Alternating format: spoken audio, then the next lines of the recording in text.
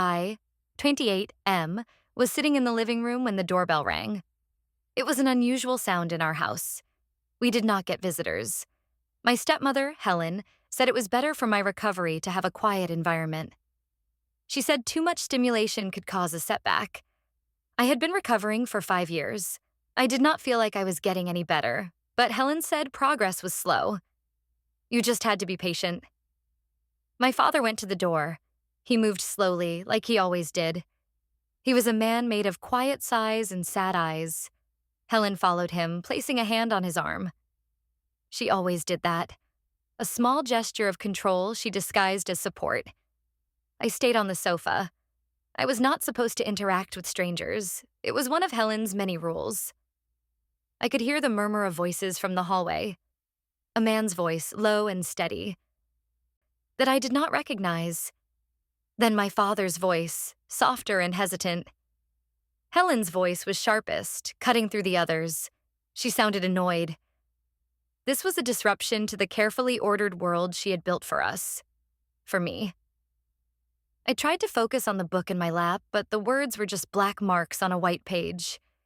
My curiosity was a physical thing, a pulling sensation in my chest. Visitors were rare, like exotic birds. A stranger at the door was an event. I leaned my head back against the cushions, closing my eyes and just listening. There must be some mistake, Helen was saying. Her voice was polite but firm, the same tone she used with telemarketers. We are not interested in whatever you are selling. I am not selling anything, the stranger's voice replied. It was calm, patient. My name is Arthur Evans.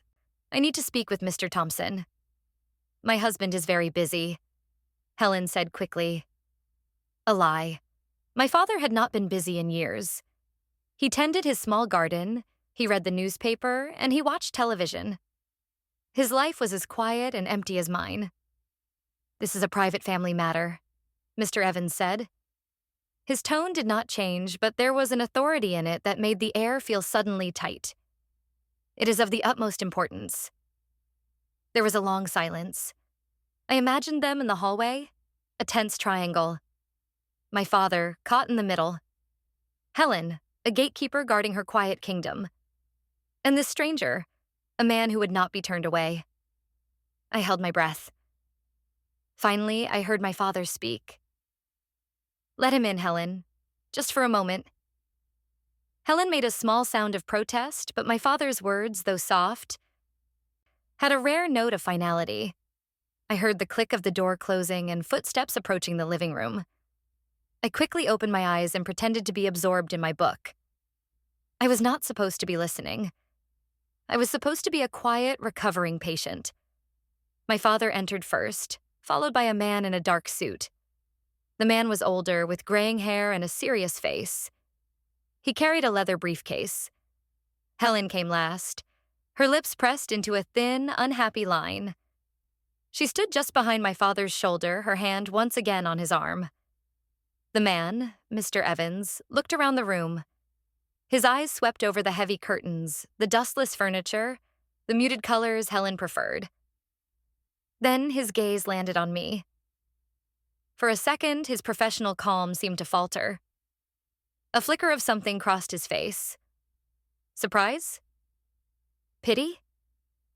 I could not tell. I looked down at my book, my heart starting to beat a little faster. This is my son, Daniel, my father said. His voice was flat. It was a statement of fact, nothing more. Mr. Evans nodded slowly. He did not take his eyes off me. I see, he said. The words were simple, but they felt heavy. Helen cleared her throat. Daniel is resting. The doctor says he needs a lot of rest. We should not disturb him.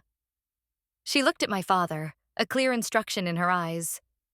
Get this man out of here. My father seemed to ignore her. He gestured to an armchair.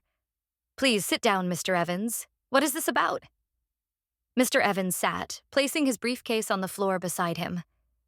He looked directly at my father. He did not look at Helen. He did not look at me again. It was as if he had made a decision.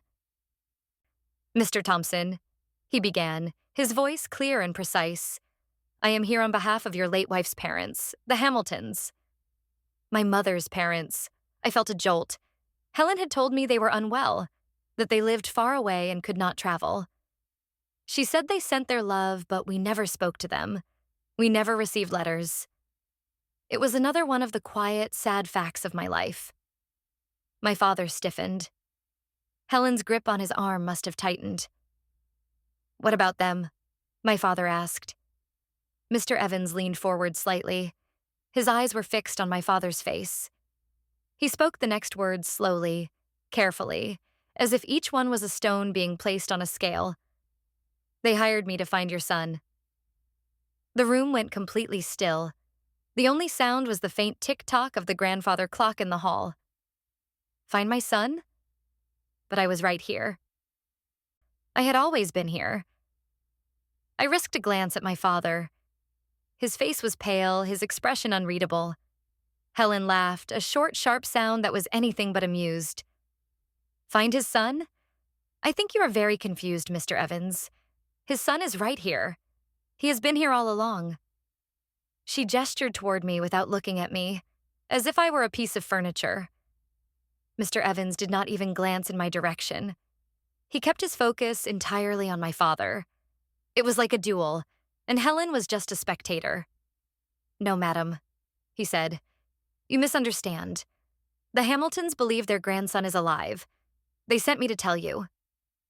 A cold, confusing dread started to creep up my spine. What was he talking about? "I am alive. I am sitting right here." Why was he phrasing it like that? Why was this news? The stranger looked at my dad, his gaze intense. "Your son is alive," he said again, his voice firm. My world seemed to tilt on its axis. The words hung in the air, heavy and strange.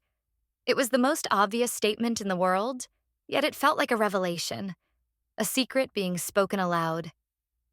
I looked from the stranger to my father, waiting for him to laugh, to tell this man he was crazy. But my father did not laugh. He just sat there, his face a mask of weary sorrow. He looked at Mr. Evans and a deep, tired sigh escaped his lips. It was the sound I heard a dozen times a day, the sound of a man who had given up. Then he replied, and his words made the cold dread in my stomach clench into a knot of ice. "I know," my father said, his voice barely a whisper. "I see him every day." He said it with such finality, such profound sadness. He was not talking about me, the person sitting on the sofa. He was talking about a ghost, a memory. And in that moment, I understood. To my father, the son he saw every day was not the real me. It was someone else, a placeholder. And this stranger, Mr. Evans, was talking about a different son entirely, the one they thought was gone. Helen's reaction was immediate and sharp. "This is ridiculous," she snapped, her voice trembling with anger. "You have no right to come in here and upset my husband. He has been through enough. Daniel has been through enough." She turned to my father, her voice softening into her familiar, caring tone, the one she used when she wanted to control him. "Darling, let me handle this. This man is clearly mistaken. He should leave." Mr. Evans stood up. He did not look defeated. He looked like a man who had accomplished his mission. He had delivered his message. He had planted the seed. He picked up his briefcase. "My card," he said, pulling a small white rectangle from his jacket pocket. He held it out to my father. "The Hamiltons would very much like to have contact. They believe it is their right. They believe it is his right." He gave a subtle nod in my direction. Helen snatched the card from the air before my father could take it. "We will not be needing this," she said, her voice dripping with venom. "Now please leave our home." Mr. Evans looked at my father one last time. "Think about what I said, Mr. Thompson. Your son is alive." Then he turned and walked out of the room. Helen followed him, her back ramrod straight to make sure he left. I heard the front door open, then close with a firm, final click. The silence that followed was worse than the confrontation. It was thick with unspoken words, with secrets and lies. I sat on the sofa, my book forgotten in my lap, my mind reeling. Your son is alive. I know. I see him every day. What did it mean? How could I be alive and not alive at the same time? Helen came back into the room. Her face was flushed with anger, but when she looked at me, her expression softened into one of concerned pity. It was a look I knew well. It was the look that kept me in my place. Oh, Daniel, she sighed, coming over to sit beside me on the sofa. She reached out to pat my hand, but I pulled it away without thinking. It was a small act of rebellion, and it surprised both of us. Her eyes narrowed for a fraction of a second before the pitying look returned. Don't let that man upset you. He was just a confused ambulance-chasing lawyer. People like that try to take advantage of families who have suffered a tragedy. What tragedy? I asked. My voice sounded weak, thin. The accident, of course, she said softly. The accident that took so much from you, from all of us. The accident. It was the Great Wall in my life. Everything was either before the accident or after. I had no memory of before. My life began 5 years ago in a hospital bed, with Helen and my father telling me who I was, or rather, who I had become. A young man with a brain injury. A young man who needed quiet and rest and care.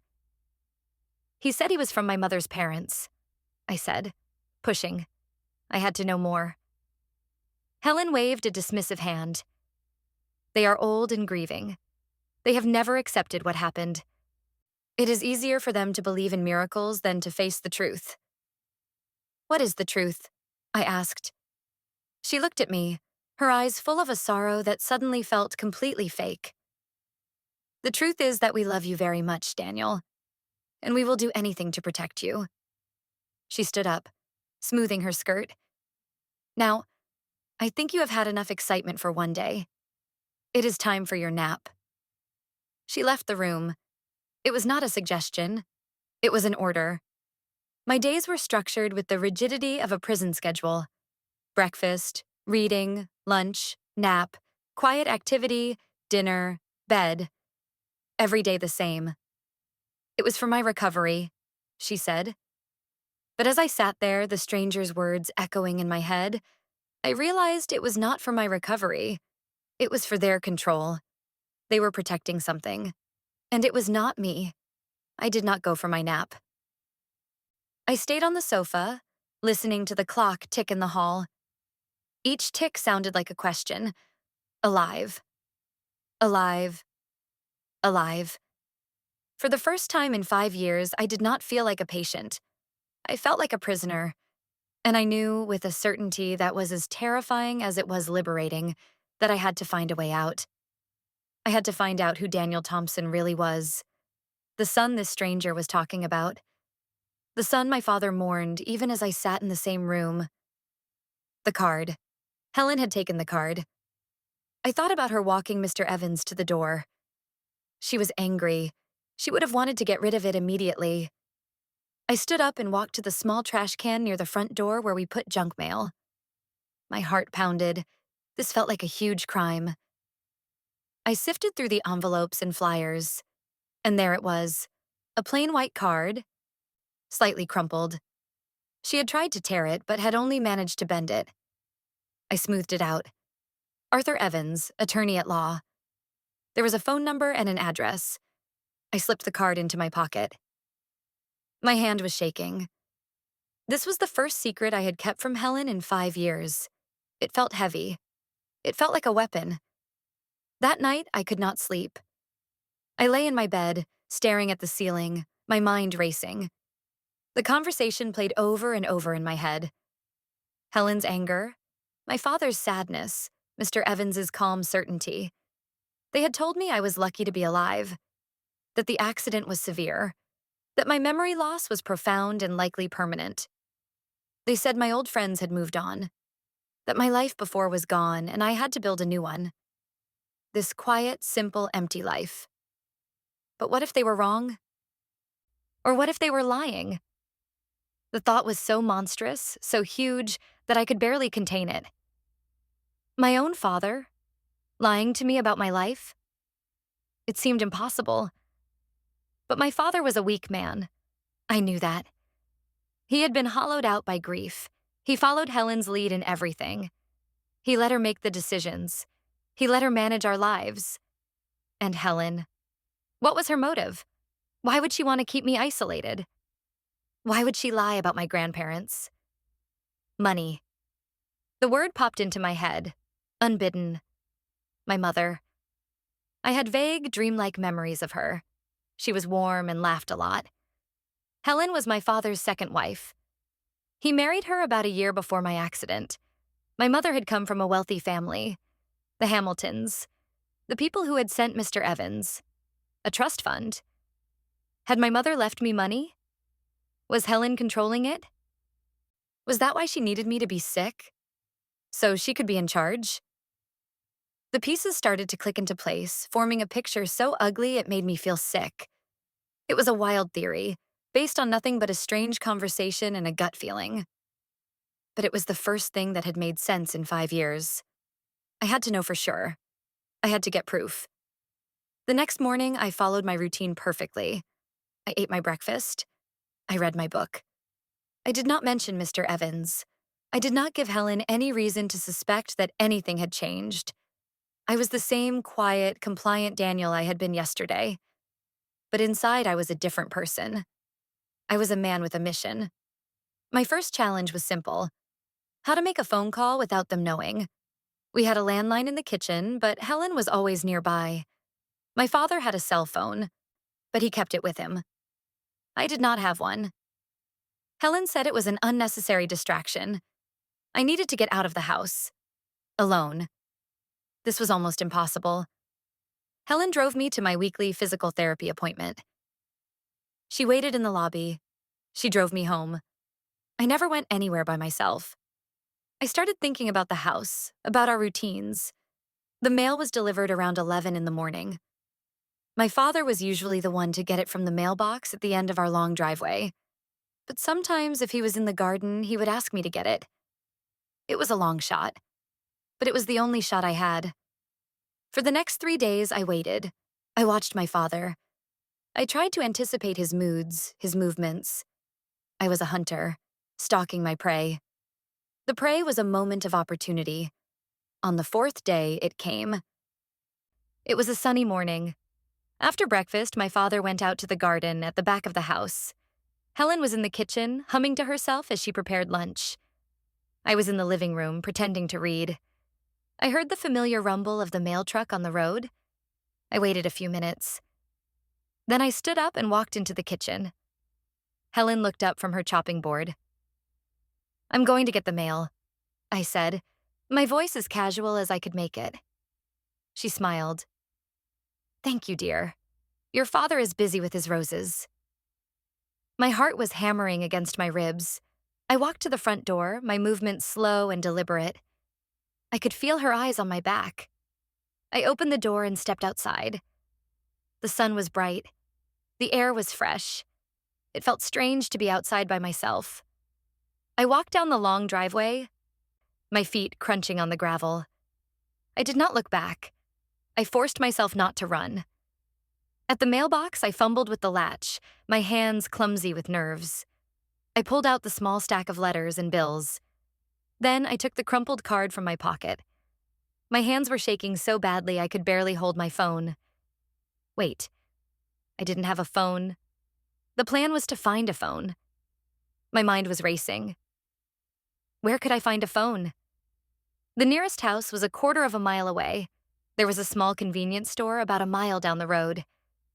Could I walk there, make a call, and get back before they noticed? It was too risky. Helen might look out the window. My father might finish with his roses. I stood there by the mailbox, feeling a wave of despair. It was so close. The number was in my hand, but I was still trapped. Then I saw it. Tucked into the side of the mailbox, almost hidden, was a small waterproof plastic bag. It was the kind the local newspaper used on rainy days. But it was not a newspaper. Inside was a small, black object. My hand trembled as I reached for it. It was a burner phone, a cheap, prepaid cell phone, and a folded piece of paper. I opened the paper. The handwriting was neat and precise. The same handwriting that would be on the card in my pocket, I imagined. The note said, "Call me. Your grandparents are waiting. A.E. Mr. Evans." He had known I would not be able to call. He had anticipated my imprisonment. He had given me a lifeline. I shoved the phone and the note into my pocket, along with the mail. I took a deep breath, trying to calm my racing heart. I walked back up the driveway, forcing myself to move at a normal pace. Every step felt like a mile. When I entered the house, Helen was still in the kitchen. She did not even look up. "Anything interesting?" she asked lightly. "Just bills," I said, my voice surprisingly steady. I placed the mail on the small table by the door. I went back to the living room and sat down. The burner phone felt like a hot coal in my pocket. I had to find a place to hide it. I had to find a time to use it. The opportunity came that afternoon during my scheduled nap time. I went to my room and closed the door. I knew Helen would not disturb me. She valued the routine above all else. I took out the phone. It was fully charged. I turned it on. The screen glowed to life. I took out Mr. Evans's card and carefully typed in the number. My finger hovered over the call button. This was it. The point of no return. If I made this call, I was choosing to believe a stranger over my own family. I was choosing to blow up my life, the only life I knew. But it was not a life. It was a cage. A comfortable, quiet cage, but a cage nonetheless. I pressed the button. The phone rang twice. Then a calm, familiar voice answered. "Arthur Evans." "It's Daniel," I said, my voice a hoarse whisper. "Daniel Thompson." There was a pause on the other end of the line. Then Mr. Evans said, "Daniel, I am very glad you called. Are you in a safe place to talk?" "Yes," I whispered. "I am in my room. They think I am sleeping." "Good," he said. "Listen carefully. We do not have much time. Your grandparents, George and Mary Hamilton, have been trying to reach you for 5 years. Your stepmother has blocked them at every turn." "Why?" I asked. The question I had been asking myself for days. "Money, Daniel," Mr. Evans said, his voice grim. "Your mother, Sarah, left you a significant inheritance. It is held in a trust that you were meant to gain control of on your 25th birthday. The accident happened 6 months before that." I felt a cold wave wash over me. I was 28 now. "So the money is currently being managed by your stepmother, Helen," he confirmed. "She was granted power of attorney after your accident. She used a doctor, a man named Alan Croft, to declare you mentally incompetent, incapable of managing your own affairs. Dr. Croft. He was my doctor, the one who came for house calls once a month, the one who always agreed with Helen about my treatment plan, the one who told me my recovery would be a long, slow road. He was part of it. She told everyone you had suffered severe and irreversible brain damage," Mr. Evans continued. "She told your grandparents that seeing them would be too stressful for you. She told your friends you did not remember them and that you needed to be left alone." It was all true. The picture I had imagined in the dark was real. It was a conspiracy. A conspiracy to steal my life and my money. "My father," I said, my voice breaking. "Does he know?" "That is the difficult part," Mr. Evans said gently. "We are not sure what he knows. We believe Helen has been manipulating him as well. He was devastated by your accident. He may have been too consumed by grief to see what she was doing, or he may have been a willing participant. We just do not know." I thought of my father's sad eyes, his weary sighs, the way he said, "I know. I see him every day." He was mourning a son he believed was lost forever, while the real son was right in front of him, a ghost in his own home. Was he a victim or a villain? What do I do? I asked. My voice was shaking. I felt lost, overwhelmed. For now, you do nothing, Mr. Evans said. You continue to play the part. Do not let them know you suspect anything. The phone I left you is for emergencies and for us to communicate. I will contact you with instructions. We need to gather more evidence. We have financial records, but a statement from you, confirming you are of sound mind, would be the final piece of the puzzle. I am of sound mind, I said, a surge of anger cutting through my fear. She made me believe I was broken. She made me doubt myself for 5 years. I know, Daniel, he said. And we are going to fix this. We are going to get your life back. But you must be patient. You have been patient for 5 years. I am asking you to be patient for a little while longer. Can you do that? Yes, I said, my voice firm. I can do that. Good. Keep the phone hidden. Keep it charged. I will be in touch soon. And Daniel? Yes? Welcome back. He hung up. I sat on my bed, the small phone clutched in my hand. Welcome back. It was as if I had been away on a long journey. And in a way, I had. I had been lost in a fog of lies and manipulation. But now the fog was beginning to lift. And I could see the path ahead. It was going to be hard. It was going to be painful. But it was the path back to myself. I hid the phone in a loose floorboard under my bed, a secret from a childhood I could not remember. I lay down and closed my eyes. But I did not sleep. I pretended. I practiced. I was no longer a patient. I was an actor. And I had the role of a lifetime to play. The next few weeks were the longest of my life. I lived a double existence. On the surface, I was the same docile, recovering Daniel. I ate what Helen cooked. I read the books she chose. I took my naps. I went to my physical therapy appointments with Dr. Croft's colleague, never letting on that I knew he was a fraud. But underneath, I was a different person. I was a man gathering his strength, waiting for his moment. Every condescending word from Helen, every pitying look, every time she spoke about me as if I was not in the room, I stored it away. It was fuel for the fire that was growing inside me. I paid more attention to my father. I watched him when he did not know I was looking. I saw the way his shoulders slumped, the way he flinched when Helen's voice got too sharp. He was a man living in a cage too, but his was made of grief and guilt. I started to believe he was more of a victim than a conspirator, but he was also a coward. He had let this happen. He had abandoned me in plain sight. One evening, I tried to talk to him. Helen was on the phone in her study. It was a rare moment alone. Dad, I said, sitting across from him in the living room. He looked up from his newspaper, startled. I rarely initiated conversations. Do you ever think about the past? I asked. Before the accident? A shadow passed over his face. There is no point in looking back, Daniel. We have to look forward.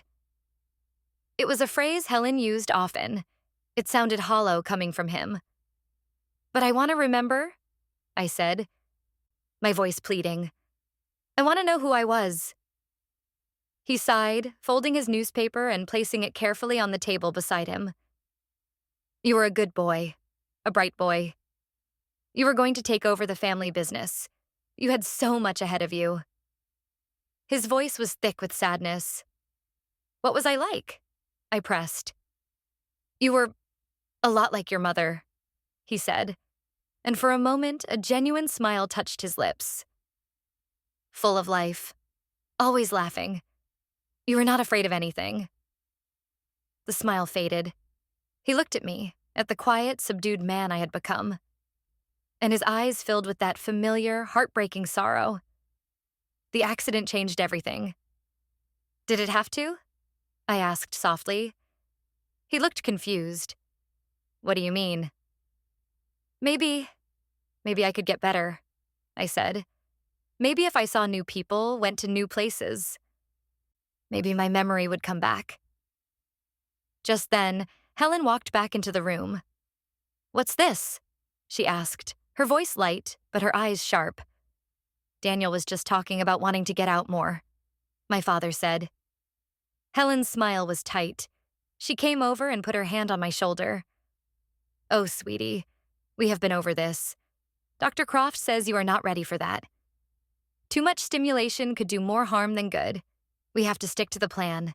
Slow and steady wins the race. She squeezed my shoulder. It was meant to be a comforting gesture, but it felt like a warning. Stay in your place. I looked at my father. He looked away, back down at his newspaper. He would not meet my eyes. He had chosen his side. Or rather, he had chosen not to fight. The flicker of hope I had felt died. He would not help me. I was on my own. A week later, the burner phone vibrated in my pocket. I had been carrying it with me constantly, waiting for the signal. I made an excuse to go to the bathroom and lock the door. It was a text from Mr. Evans. I have someone you need to talk to. She is an old friend. Her name is Maya. She will call you on this number in 1 hour. Be ready. Maya. The name was familiar, but I could not place it.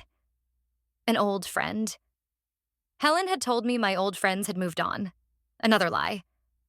An hour later, I was in my room, pretending to be napping. The phone buzzed. I answered on the first ring. Hello? I whispered. Daniel? A woman's voice said. It was hesitant, full of disbelief. Is that really you? It's me, I said. Who is this? It's Maya, she said, and then she started to cry. Not loud sobs, but quiet, choked-up sounds. Oh my God, Daniel, I can't believe it. We all thought. What did you think? I asked, my own throat tightening. Helen told us you were gone, she said, her voice thick with tears. Not dead, but that the person you were was gone. She said you had severe brain damage, that you would not recognize us, that it would be cruel to visit, to confuse you. Maya. Suddenly a memory surfaced, a flash of a girl with a big laugh and bright, mischievous eyes. We were sitting on a porch swing, drinking lemonade. It was a summer day. The memory was so vivid, so real it stole my breath. I remember you, I whispered. The porch swing. Lemonade. She gasped. You remember that? That was the summer before everything. She started crying again, but this time it sounded like tears of joy. Oh, Daniel, she lied. She lied about everything. We talked for over an hour. She told me about our friendship. We had known each other since we were kids. We were inseparable. We were going to travel the world together after college. I tried to see you, she said, her voice turning angry.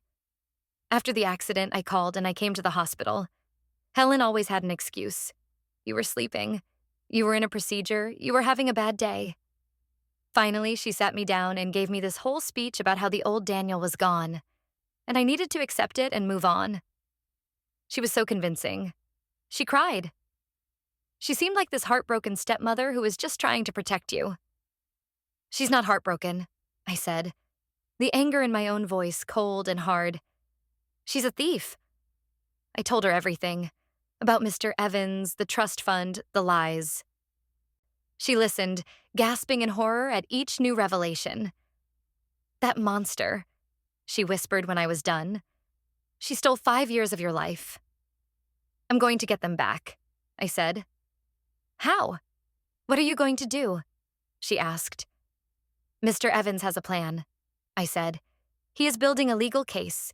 He needed a witness from my past, someone who could confirm what Helen did. That's you, Maya.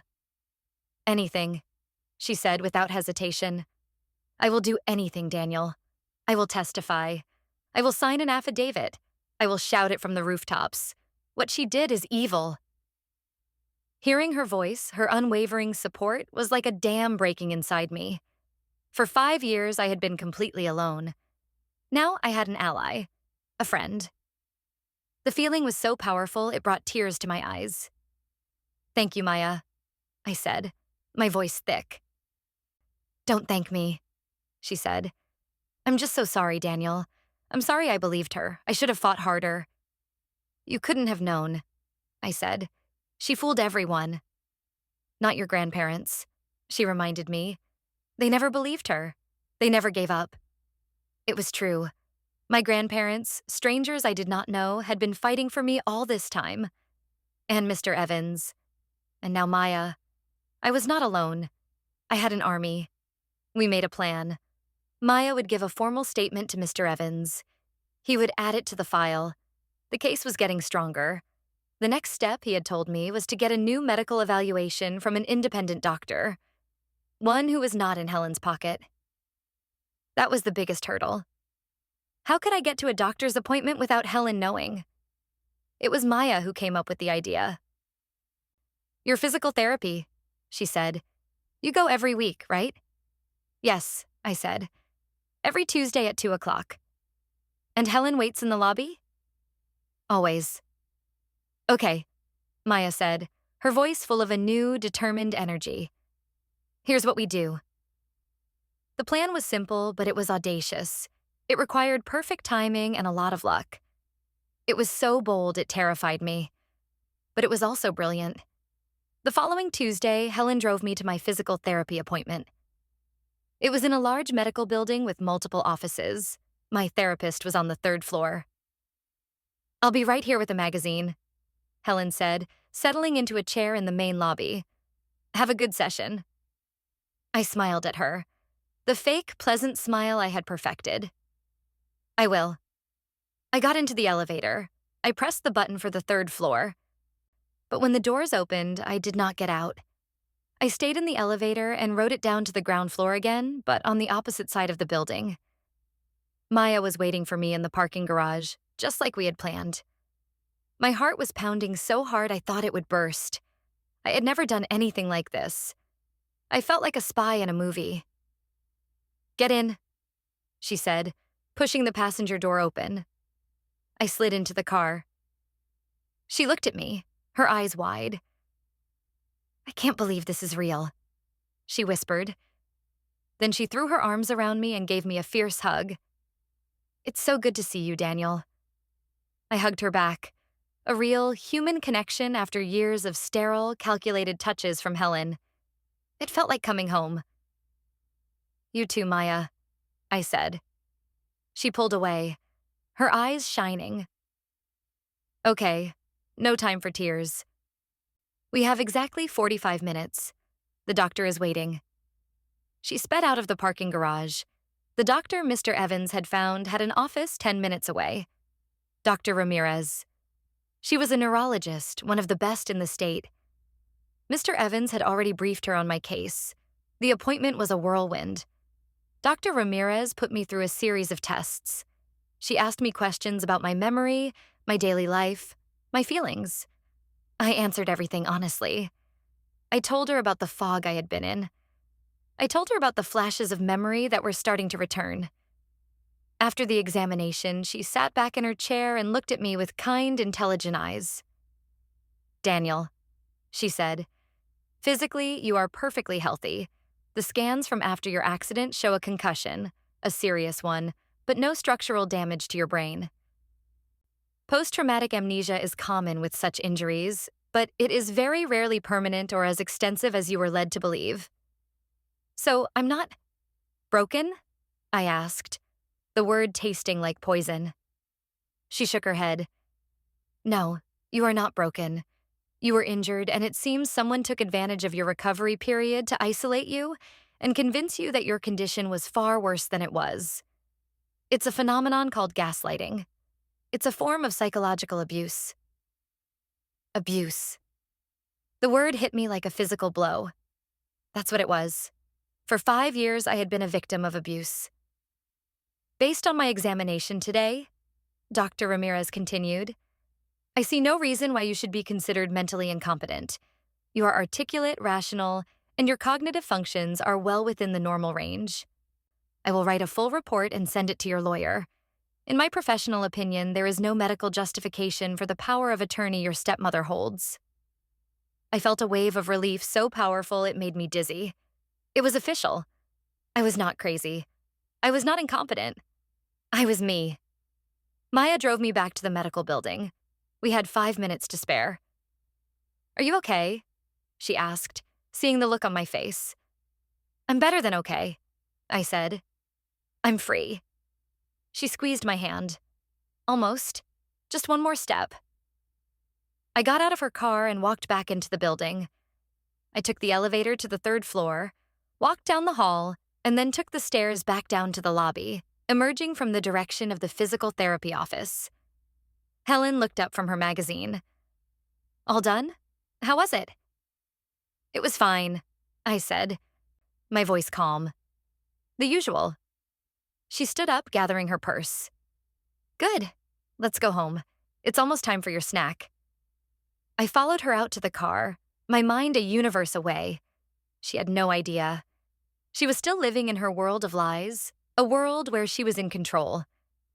But her world was about to come crashing down. That night, Mr. Evans called. "We have it, Daniel," he said, his voice triumphant. "Dr. Ramirez's report is the nail in the coffin. We have the financial records, Maya's testimony, and now a medical evaluation from an independent expert. We are ready." "Ready for what?" I asked.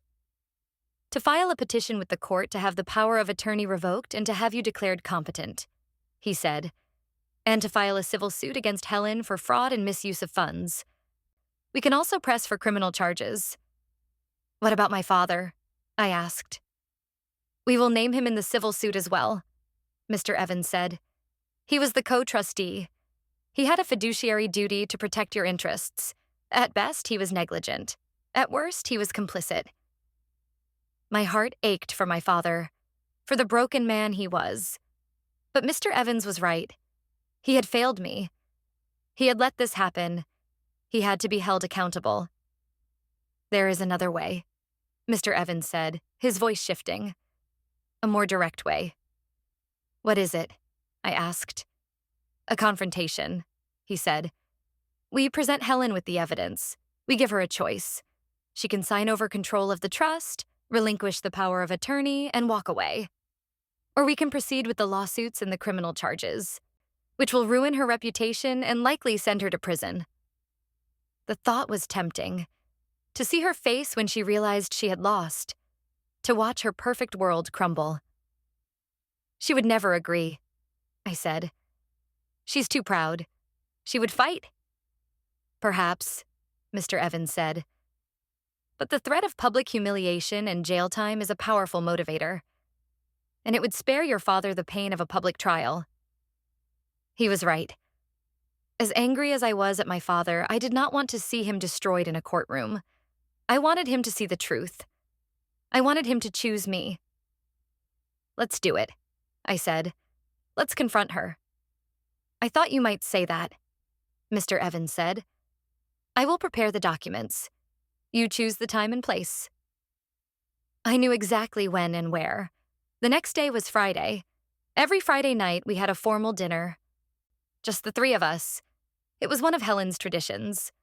A way to pretend we were a normal, happy family. It was the perfect stage for the final act of this tragedy. "Tomorrow night," I said, "at dinner." The next day was a blur of nervous energy. I felt like an actor waiting in the wings for the biggest performance of his life. I spoke to Maya on the burner phone. She wanted to be there. "No," I said. "This is between me, Helen, and my father. Mr. Evans will be there, but he will wait until I call him. I have to do this myself." "Be careful, Daniel," she said.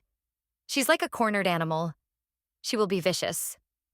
"I know," I said, "but I'm not afraid of her anymore." That evening, I got dressed for dinner. I put on a suit, one that had been hanging in my closet for years. It was a little tight. I had lost weight during my recovery. When I came downstairs, Helen and my father were already in the dining room. They both stared at me. "Well, don't you look handsome?" Helen said, her eyes scanning me up and down, a hint of suspicion in her gaze. "What's the occasion?" "I just felt like it," I said, taking my seat at the table. My father was just looking at me, a strange expression on his face. He looked at the suit, then at my face. It was as if he was seeing me for the first time in years, really seeing me. Dinner was a tense affair. The air was thick with unspoken things. Helen tried to make small talk, but her words fell flat. My father was silent, pushing his food around his plate. I was just waiting. Finally, Helen put her fork down. All right, what is going on?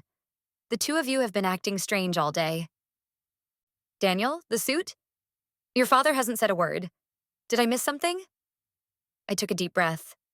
Showtime. We need to talk, I said, my voice calm and steady. Helen raised an eyebrow. We are talking. No, I said. A real talk. About the last 5 years. About the accident. My father flinched. Helen's face hardened. Daniel, we have discussed this. It is not healthy to dwell on the past. I'm not dwelling, I said. I'm remembering. I looked at her, my gaze unwavering. I remember a friend named Maya. You told me she moved on. You told me she didn't want to see me. Why did you lie about that, Helen? The color drained from her face. She was so shocked. She was speechless for a moment. She looked at my father as if for help, but he was staring at me, his mouth slightly open. I don't know what you're talking about, she stammered. You must be confused. Your memory plays tricks on you sometimes. You know that. It was her go-to move, gaslighting, but it had lost its power. My memory is fine, I said, my voice getting stronger. I spoke to her, Helen. She told me everything. She told me how you turned her away, how you told her I was gone. Helen's eyes blazed with fury. She's lying. She's a troubled girl, always was. She's trying to cause problems. Is she? I asked. I turned to my father. Dad, did you know Helen was turning away my friends? My father shook his head, looking bewildered. No, I thought they just stopped coming. They stopped coming because she told them to, I said. I turned my attention back to Helen. Her composure was cracking. The mask was slipping. Let's talk about something else, I said, my voice dropping. Let's talk about my mother's parents, the Hamiltons. You told me they were sick and couldn't travel. Another lie. They are difficult people, she snapped. They never approved of your father. They would have only caused you stress. Or maybe you were afraid they would ask too many questions, I countered. Questions about my health. Questions about my money. That was it. The word that made her freeze. Money. What money? She said, her voice a low hiss. My trust fund, I said quietly. The one my mother left me. The one you have been controlling for the last 5 years. She stood up so fast her chair scraped against the floor. How dare you? She seethed. After everything I have done for you. I have dedicated my life to taking care of you. You ungrateful boy. I have managed your finances to make sure you would be taken care of for the rest of your life. Taken care of? I laughed, a bitter, humorless sound. You mean you've been paying yourself a very generous salary out of my trust, haven't you, Helen? You've been transferring funds to your own accounts. You call that taking care of me? My father looked from me to Helen, his face a canvas of dawning horror. Helen, is this true? What is he talking about? He's confused, she shrieked. He's having an episode. The doctor warned us this could happen. Dr. Croft? I asked, my voice dangerously soft. The doctor you paid to declare me incompetent? Or Dr. Ramirez? The independent neurologist who examined me 2 days ago and found me to be of perfectly sound mind. The fight went out of her. Her body seemed to deflate. She sank back into her chair, her face pale, her eyes wide with panic. She knew she was caught. The lies had run out. Helen? My father whispered, his voice trembling. Tell me it's not true. She just stared at me, her expression a mixture of hatred and fear. She had underestimated me. She had seen me as a broken toy, a child to be managed. She never imagined the toy could fix itself. It's all true, Dad, I said gently. She lied about everything. My health, my friends, my grandparents, the money. She built a prison of lies around us, and she was the warden. I pulled my phone from my pocket. Not the burner phone. A new smartphone that Maya had helped me buy. I had one number on speed dial. I have a lawyer, I said to Helen. His name is Arthur Evans. He has a file full of evidence against you. Bank statements, a signed affidavit from Maya, a medical report from Dr. Ramirez. Right now, he is waiting for my call. I can tell him to file the lawsuits. I can tell him to press criminal charges for fraud. You will be publicly disgraced. You will lose everything. You will probably go to jail. She stared at the phone in my hand as if it were a snake. Or, I continued, you can choose another option. Mr. Evans has also prepared some other documents. One relinquishes your power of attorney. Another signs control of the trust back over to me. You sign them, you pack a bag, and you walk out of this house and out of our lives forever. You disappear. If you do that, I will not press charges. I looked at her, letting the choice hang in the air. Her freedom or her pride. She was a fighter. I could see the defiance in her eyes. She started to open her mouth, probably to let loose another torrent of denials and accusations. But then she looked at my father. He was looking at her with an expression of such profound betrayal, such utter disgust that it seemed to strike her dumb. In his eyes, she was no longer his supportive wife. She was a monster who had preyed on his grief and stolen his son. He knew, and he believed me. That was the blow she could not recover from. She had lost him. Her shoulders slumped in final defeat. Get the papers, she said, her voice a dead, empty whisper. I made the call. Mr. Evans, we're ready for you. A few minutes later, the doorbell rang. I went to let him in. Mr. Evans entered the dining room, his face impassive. He placed a leather-bound folder on the table in front of Helen. You will sign here, here, and here, he said, his voice all business. He handed her a pen. Her hand trembled as she took it. She did not read the documents. She just signed her name, her signature a spiky, angry scrawl. When she was done, she pushed the folder away and stood up. She did not look at me. She did not look at Mr. Evans. She looked only at my father. I loved you, she said, her voice cracking. I did it all for us. My father just shook his head slowly, a single tear tracing a path down his weathered cheek. No, he said, his voice hoarse. You did it for you. She flinched as if he had slapped her. Then, without another word, she turned and walked out of the dining room. We heard her footsteps going up the stairs. A few minutes later, we heard them coming back down. The front door opened and closed, and then she was gone. The silence in the room was vast. Mr. Evans quietly gathered the signed documents. Congratulations, Daniel, he said softly. It's over. Thank you, I said. For everything. He nodded. I will file these with the court first thing in the morning. You are officially your own man again. I will also be in touch with your grandparents. They are very anxious to speak with you.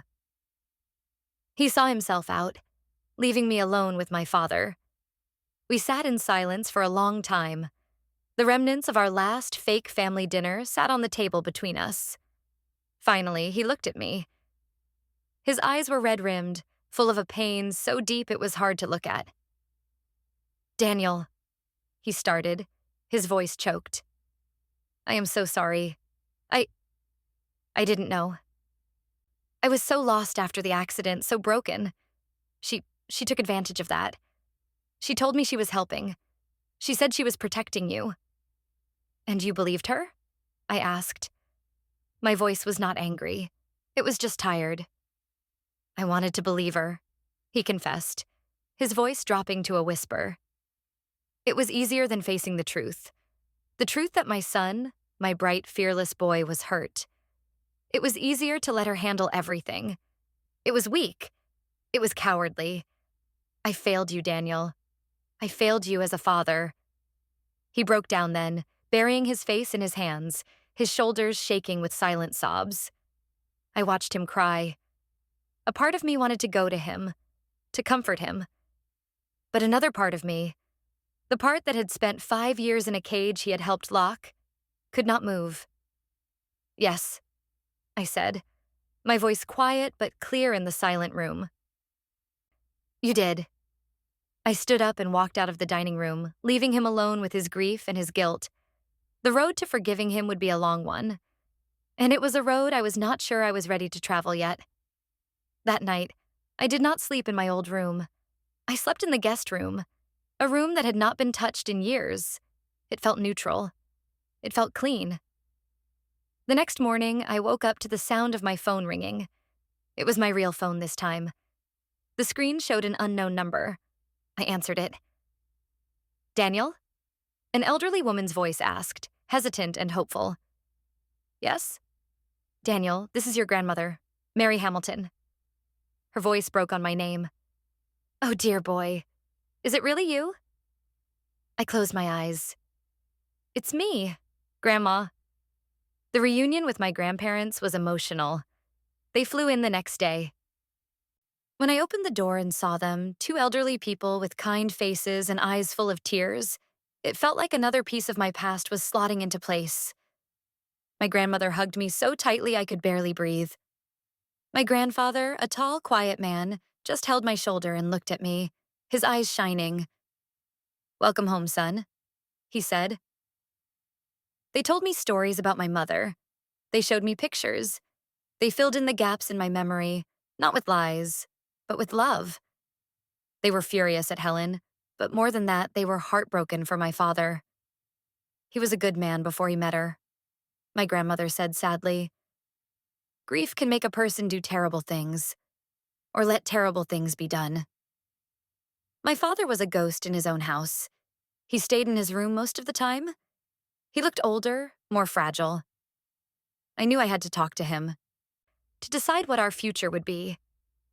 I found him in his study a few days later, staring out the window. "We need to sell the house," I said without preamble. He turned, surprised. "Sell it?" "I can't live here anymore," I said. "There are too many ghosts." He nodded slowly. "I understand. Whatever you want, Daniel. It's your decision." "It's our decision," I corrected him. "It's your house, too." He shook his head. "No, nothing is mine anymore. I forfeited that right when I failed to protect you. Everything. The house, the business, it's all yours. It's what your mother would have wanted." The family business. A successful manufacturing company my grandfather had started and my father had run until the accident. After that, he had let the board of directors take over, losing interest in everything. "I don't know anything about the business," I said. "You can learn," he said. "You were learning before. You spent a year working with me. You were a natural." Another piece of my life Helen had kept from me. We sold the house. It sold quickly. The ghosts were exorcised with bank transfers and legal documents. My father moved into a small retirement community nearby. My grandparents went home, promising to visit often. And me? I moved into a downtown apartment. It was small and modern and had no memories attached to it. It was a blank slate. I started seeing a therapist, a real one this time. We talked about the gaslighting, the abuse, the years of lost time. It was hard work, unpacking all that baggage. But it was necessary. I also reconnected with my old life. Maya was my rock. She introduced me to our old circle of friends. They were shocked and angry when they heard my story, but they welcomed me back with open arms. It was awkward at first. They knew a version of me that I was only just getting to know myself. But we found a new rhythm. I started visiting the company. I met with the board. I read reports. I walked the factory floor. It was daunting. But my father was right. It felt natural. The part of me that understood this world had not been destroyed, just buried. One day, about 6 months after Helen had left, I got a letter. It was forwarded from my lawyer's office. It had no return address. The handwriting was familiar. It was from Helen. I almost threw it away. But my curiosity got the better of me. I opened it. The letter was not an apology. It was a justification. She wrote about how much she had loved my father, how she had only wanted to build a safe, stable life with him. She portrayed herself as the victim, a woman who had been forced to make difficult choices to protect her fragile family. She blamed my mother's family for being intrusive. She blamed my friends for being a bad influence. She blamed me for being a constant, painful reminder of the tragedy. She never once admitted to lying. She never once admitted to stealing. The final line of the letter was the most chilling. I hope one day you will understand the sacrifices I made for you. I read the letter twice. I did not feel anger. I did not feel hatred. I felt nothing but a profound and weary pity for her. She was so deep in her own lies, she would never find her way out. She would always be the hero of her own twisted story. I tore the letter into tiny pieces and threw it in the trash.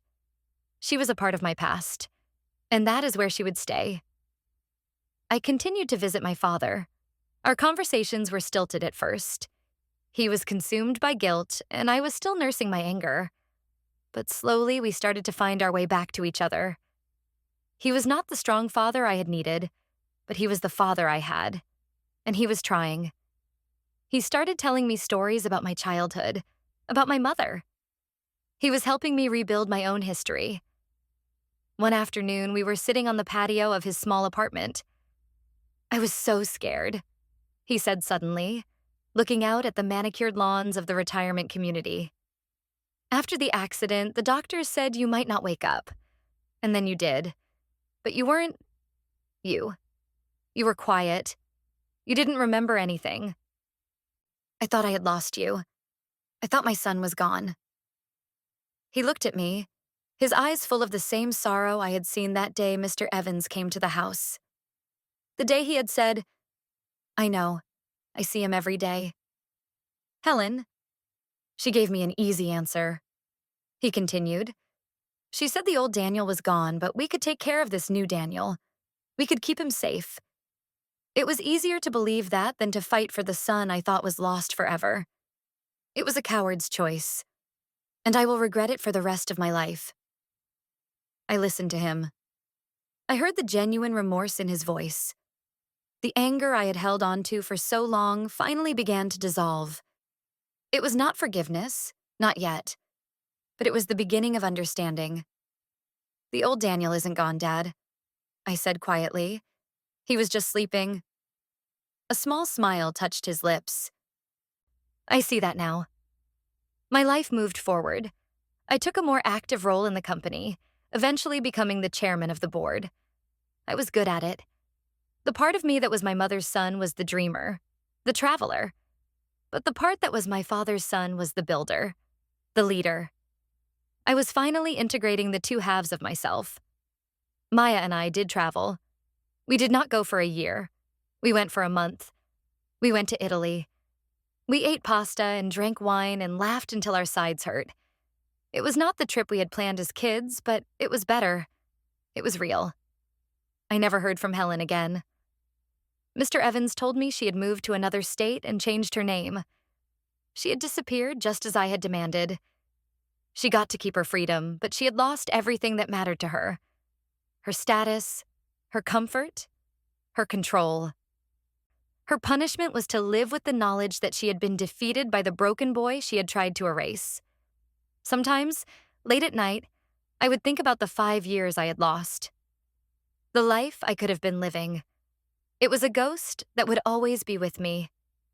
But it no longer had power over me. It was just a scar, a reminder of a battle I had fought and won.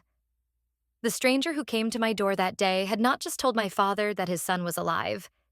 He had told me. He had woken me up. He had given me back my name, my past, and my future. My name is Daniel Thompson, and I am alive. I see myself every day. And for the first time in a very long time, I like the man I see. He is not afraid of anything. He is his mother's son, and his father's. He is whole.